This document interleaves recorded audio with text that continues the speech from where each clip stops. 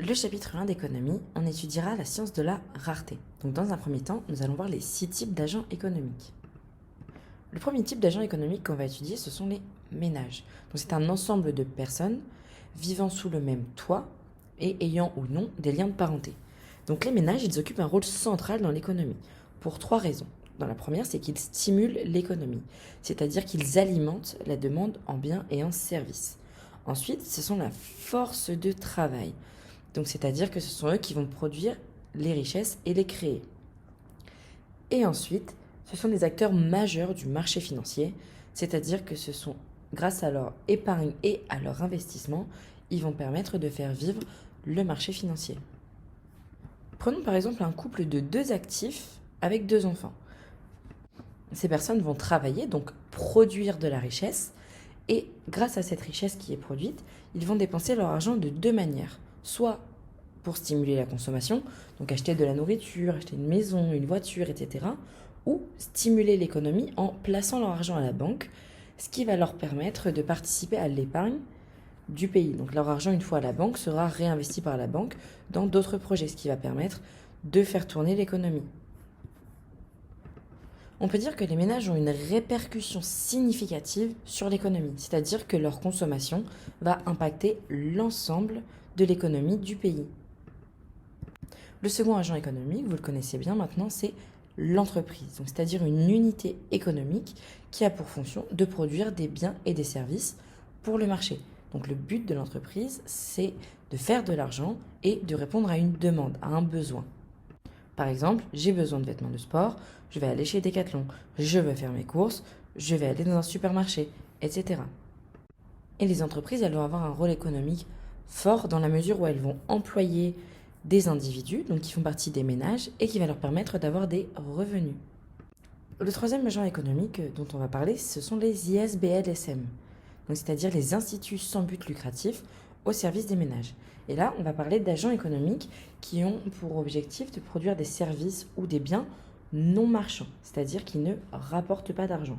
Donc on va trouver par exemple des services sociaux, des services culturels, des services éducatifs, et l'objectif c'est d'améliorer le niveau de vie de la population. Et l'avantage des ISBL-SM, c'est qu'elles vont permettre à une partie des populations qui, pour une raison X ou Y, ne peut pas avoir accès à certains services, de se les procurer et donc d'accroître l'égalité entre les citoyens. Le quatrième agent économique dont nous allons parler, ce sera les administrations publiques. Donc un peu comme les ISBL-SM, leur but c'est de produire des services non marchands.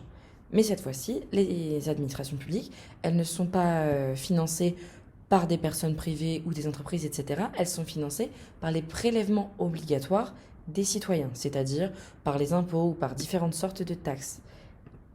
On pourrait dire que les administrations publiques, elles font référence à la valeur de solidarité que l'on retrouve dans la République française. Donc on pourrait citer comme exemple les lycées, les hôpitaux, etc. Et comme les ISBL-SM, leur objectif c'est d'augmenter le niveau de vie et de permettre une plus grande égalité. Le cinquième agent économique, ce sera les institutions financières. Donc les institutions financières, ce sera par exemple les banques, les assurances, etc. Et ces institutions financières, elles ont 3 rôles. Donc le premier, ce sera un intermédiaire des épargnants. C'est-à-dire lorsque l'on met de l'argent de côté, cet argent à la banque va être réinvesti pour servir à d'autres projets. Et les institutions financières, elles ont pour but de mettre en lien les épargnants avec les emprunteurs. Et en fait, ça permet de faciliter les emprunts et la rémunération de l'épargne. Leur deuxième rôle, ce sera d'être un facilitateur de marché. C'est-à-dire qu'elles vont donner accès aux capitaux à ceux qui en ont besoin pour investir, mais elles vont aussi gérer les marchés financiers, les services de prêt, faciliter les prêts et les investissements, gérer les risques sur les marchés financiers. En fait, elle a un rôle de protecteur pour nous simplifier l'entrée sur les marchés financiers, faciliter l'accès aux prêts, etc. Et enfin, le troisième rôle, ce sera créateur de liquidité. C'est-à-dire qu'elles vont gérer l'argent du pays, c'est-à-dire les taux d'intérêt, les crédits, et faire attention à ce qu'il n'y ait pas trop d'inflation ou trop peu d'inflation, pas de désinflation, etc. Et leur objectif, c'est de garder une économie stable. Et le dernier agent économique, c'est celui qu'on va appeler le reste du monde. Donc le reste du monde, c'est-à-dire l'ensemble des acteurs qui viennent d'un pays étranger et qui font du commerce avec notre pays. Donc, dans la seconde partie, on va se repencher sur les besoins des acteurs économiques. Donc, pour rappel, le besoin, c'est un sentiment de manque ou d'envie susceptible de déboucher sur une demande. Par exemple, lire, se cultiver, manger, etc. On différencie deux types de besoins. Les besoins primaires, ceux qui sont d'exigence naturelle, et par exemple la santé, le logement, la nourriture, etc. Et les besoins secondaires, c'est ceux qui vont être destinés à des besoins qui ne sont pas nécessaires, pas vitaux. Par exemple, faire du sport, lire, avoir un téléphone, avoir des vêtements de marque, etc. La particularité des besoins humains, c'est qu'ils sont infinis et qu'ils évoluent en fonction de la nature de l'homme et de son contexte de vie, donc son contexte familial, personnel, professionnel. Et à chaque étape de la vie, les besoins vont se renouveler, certains vont disparaître et d'autres vont se créer. Un schéma simple de l'évolution des besoins, ça va être les cadeaux de Noël. Lorsque l'on est enfant, on va demander des jouets. À l'adolescence, des outils, par exemple le téléphone, un ordinateur, des nouveaux vêtements. Et lorsque l'on grandit, on a d'autres besoins encore plus spécifiques, basés sur le travail ou l'amélioration du domicile. Ce qui nous fait plaisir à 25, à 30 ou à 40 ans ne fera pas plaisir à une personne qui a 5, 10 ou 15 ans. Et on observe différents types de biens économiques. Donc dans un premier temps, les services. Les services, ce sera quelque chose de non palpable. Et dans les services, on retrouve deux types. Les services marchands, ceux que l'on échange contre de l'argent, donc aller chez le coiffeur, aller au restaurant. Et les services non marchands, la justice, la défense, aller à l'hôpital, l'éducation. Ensuite, nous avons les biens matériels, donc destinés à la production ou à la consommation. Les biens de production sont donc à destination des entreprises pour la production d'autres biens et de services, par exemple une chaîne de montage sur une machine, etc. Et les biens de consommation sont ceux qui vont être servis comme consommation finale. Et là, on les distingue en deux catégories. Les biens non durables, par exemple l'alimentation, qui ne servira qu'une fois, et les biens durables, une voiture, du maquillage, des vêtements, etc. Et c'est assez intéressant de connaître ces différentes catégories de biens et de services, parce que c'est ce qui vous permettra d'avoir des qualifications et des dénominations précises dans vos copies, et en vue du bac, plus c'est précis, mieux c'est. Pour la dernière partie, on va chercher à comprendre le problème économique.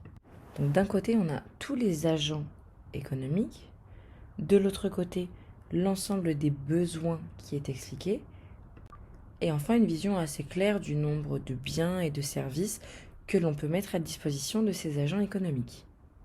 Donc la rareté, c'est un concept clé en économie que vous découvrez en première STMG. Donc c'est ce qui arrive quand nos besoins sont plus grands que ce que l'on a.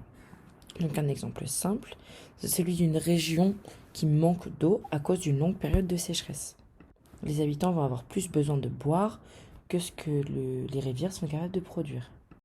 Et quand quelque chose devient rare, son importance augmente. C'est un peu comme si on avait un jouet que tout le monde voulait, tout d'un coup il devient spécial.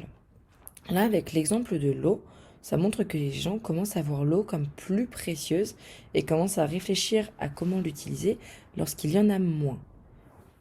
Et ça s'explique par la théorie économique de la demande. Quand quelque chose devient rare, les gens sont prêts à payer plus cher pour l'avoir. Là, on parle de l'eau, mais c'est la même chose avec les énergies fossiles.